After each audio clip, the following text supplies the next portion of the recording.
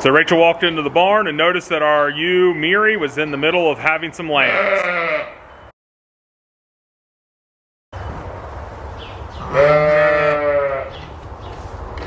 So here's the current setup. We have all these ewes in here together that's had their lambs since Friday evening. I had to end up using that livestock marking paint that I have on them because I really don't like tagging their ears when they're this little. I like it a little bit more once they're a week or two old. So I went ahead and used that on them because all these lambs are so close in age and they look very similar that it'd be just too hard for me to tell apart. So right off the edge of these girls' pen is this lambing jug that we had set up. That old hop along was in. We went ahead and put Miri in here with her 2 lambs. They'll be in here probably until tomorrow evening. Then I'm going to go ahead and drop this gate, and that way these ewes have this whole area with their lambs. I went ahead and left that center lambing jug set up because currently since Friday we've had 4 ewes lamb, and that's the tightest window that we've had so far, and there's still a couple ewes in there, so I just wanted to go ahead and leave that set up in case we went ahead and needed it. And then all the way over in that far pen, that's where I went ahead and put Hopalong and his mom. She has access to that big hay feeder there. He has plenty of room to move around, but we just wanted to make sure that they were still contained so we can keep an eye on him, make sure that he's eating and everything.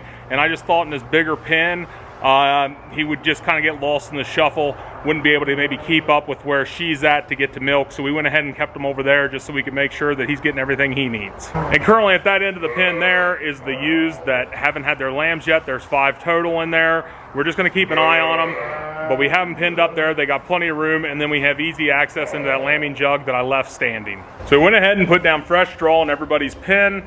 We got hay out for them for the evening, topped off everybody's water. So we're going to go ahead and go in for the evening, just leave them alone. It's been a pretty busy day, and with moving everybody around, we're just going to get them used to their new area.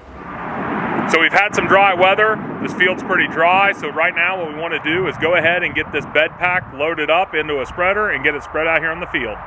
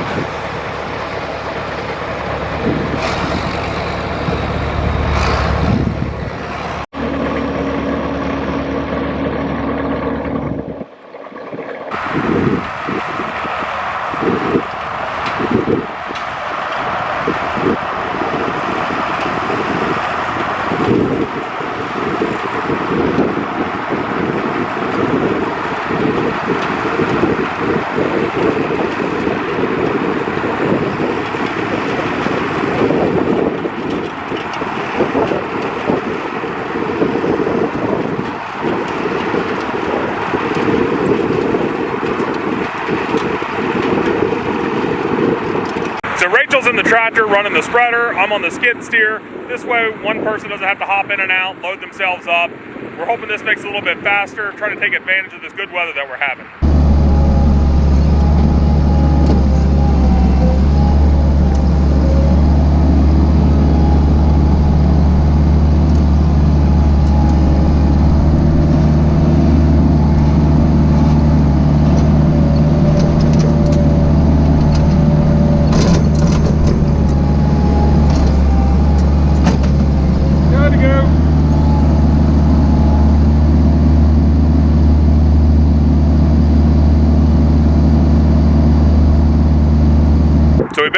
little over an hour now. We got about half this pile already loaded up and spread, so we're making some pretty good time. It's kind of windy today, and on that skid steer, there's no like front glass window or anything like that, so something really important to remember while I'm loading it up.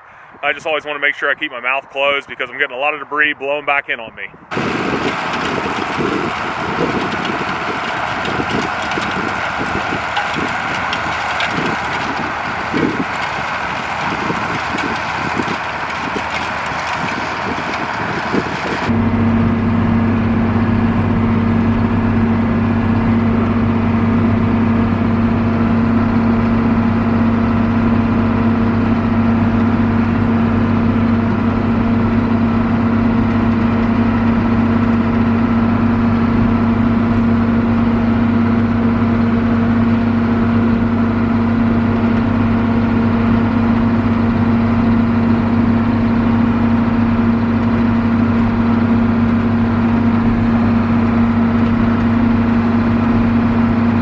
So Rachel's out spreading the last load. We were able to get both these done in about 3 hours. Made some good use of our time, and that's one job I'm happy we were able to get off the to-do list. We were waiting on the weather to cooperate with us. That way we had dry ground here. We were able to get it out here and get it spread. That way it's not in the way when it comes time to plant this field.